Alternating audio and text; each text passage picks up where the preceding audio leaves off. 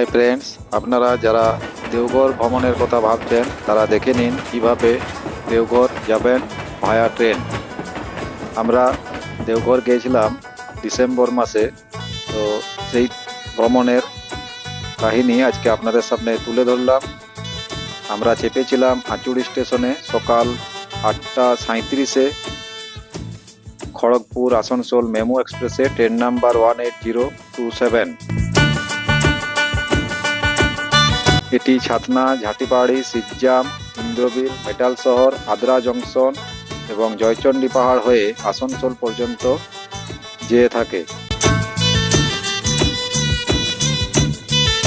এটি জয়চণ্ডী পাহাড়ের স্টেশন। যদি আপনারা কখনো জয়চণ্ডী পাহাড় ভ্রমণে আসেন তাহলে এই স্টেশনে নামতে হবে। আমরা এখানে নেমেছিলাম তার কারণ আমাদের নেক্সট ট্রেন এখান থেকে ছিল।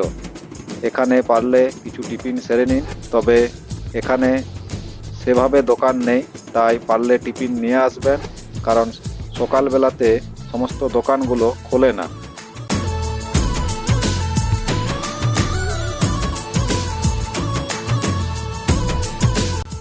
এরপর জয়চণ্ডী থেকে যোশীডি জংশনের ট্রেন পাবেন। আমরা গিয়েছিলাম টাটা বক্সার এক্সপ্রেসে, যার নম্বর 18183। এই ট্রেনটি সপ্তাহে প্রতিদিনই চলে। জয়চণ্ডীতে এর টাইম 10:45 সকাল এবং যোশীডিতে এটি নামাচ্ছে দুপুর 1:53। এর ভাড়া ডিটেলসটি একবার দেখে নিন, পারলে রিজার্ভেশন করে নিতে পারেন। রিজার্ভেশনেও ভাড়া খুব একটা বেশি লাগবে না।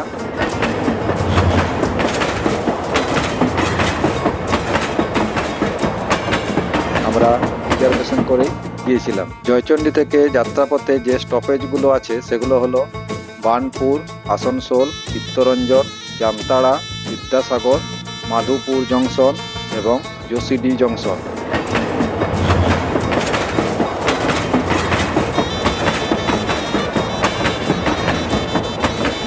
মোটামুটি ঘন্টা তিনেকের জার্নি। ট্রেনটা প্রতিদিনই ভালোই যায়, খুব একটা লেট করে না। যাত্রাপথের দুপাশের সৌন্দর্য দেখতে দেখতে যান, খুব ভালো লাগবে।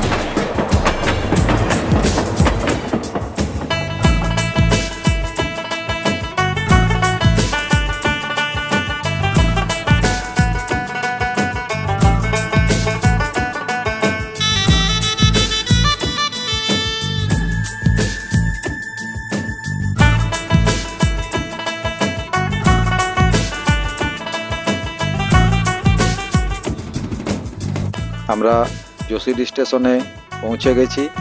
এটি যোশীডি স্টেশন। এখান থেকেই দেওঘর যেতে হয়।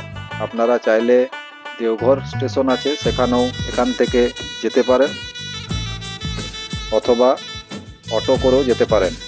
এই যোশীডি স্টেশনটি খুবই ভালো। ট্রেন থেকে নেমে ভারী ট্রলি ক্যারিংয়ের কোনো সমস্যা হবে না। এখানে স্টেশনের বাইরে যাওয়ার জন্য স্লপিং করা আছে, খুব সহজেই ভারী ট্রলিগুলো বয়ে নিয়ে যেতে পারবেন। স্টেশনের বাইরে প্রচুর লাইন অটো পেয়ে যাবেন, পারলে রিজার্ভও করে নিতে পারেন। কিভাবে দেওঘর ভ্রমণ করবেন তা দেখার জন্য ডেসক্রিপশনটি ফলো করুন, সব ভিডিওর লিংক দেওয়া আছে।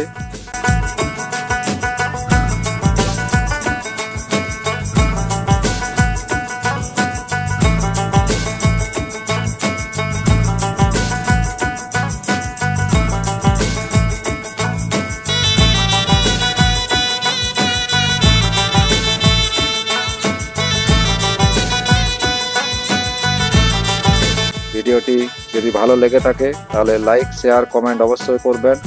সাথে থাকতে চ্যানেলটি সাবস্ক্রাইব করে বেল আইকনটি বাজিয়ে দেবেন। ধন্যবাদ।